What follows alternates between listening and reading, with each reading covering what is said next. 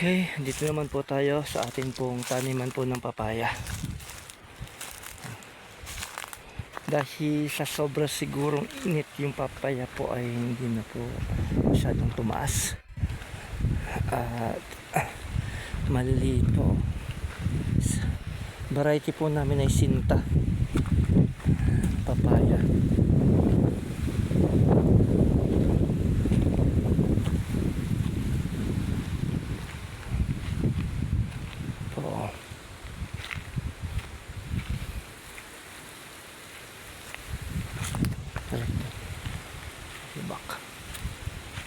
Hanapin lang po natin yung ibang mga baka may hinog na at maunahan lang tayo ng ibon.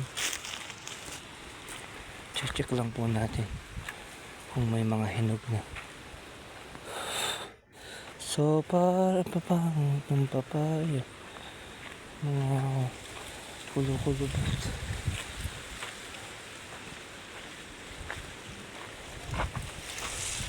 Wala pong hinog.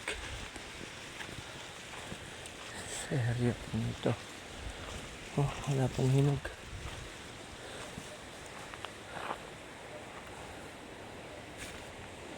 Wala pong hinog.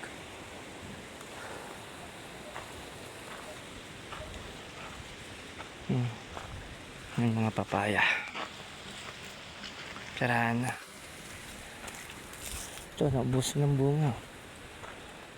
Ganda pa naman. Ito naman siksikan ng bunga.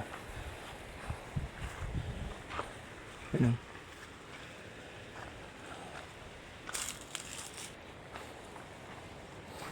Sa muli, wala pong hinog na papaya.